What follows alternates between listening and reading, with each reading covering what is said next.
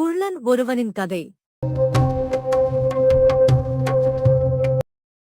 காஷ்கார் நாட்டில் ஒரு தையல்காரனும் அவன் மனைவியும் வாழ்ந்தனர். ஒரு நாள் ஒரு குள்ளன் அவர்களின் கடைக்கு வந்து பாட்டு பாடினான். குள்ளனை வீட்டிற்கு அழைத்துச் சென்று இரவு விருந்து கொடுத்தனர்.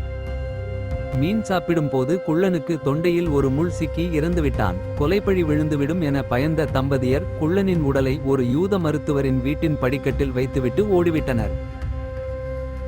மருத்துவர் அவசரமாக வந்தபோது இருட்டில் குள்ளனின் உடல் மீது மோதி அவன் கீழே விழுந்தான்.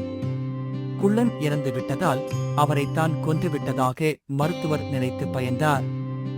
மருத்துவர் தனது மனைவியின் யோசனையின்படி குள்ளனின் உடலை ஒரு முஸ்லிம் வியாபாரியின் வீட்டின் புகைப்போக்கி வழியாக உள்ளே இறக்கிவிட்டார்.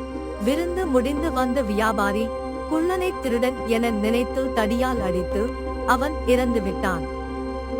தான் கொலையாளி என பயந்து அந்த உடலை ஒரு கிறிஸ்தவ வியாபாரியின் கடையின் முன் வைத்துவிட்டு ஓடினார்.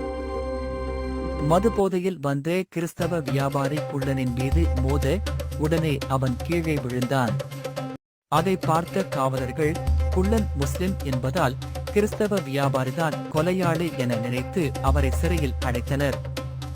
சுல்தான் உத்தரவுப்படி கிறிஸ்தவ வியாபாரியை தூக்கிலிட தயாரான போது முஸ்லிம் வியாபாரி ஓடி வந்து தான் கொலையாளி என ஒப்புக்கொண்டார்.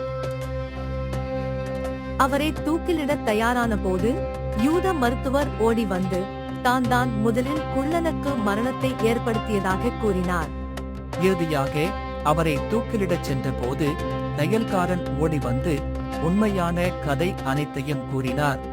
குள்ளன் உண்மையில் ஒரு மீன் முள்ளால் இறந்தது.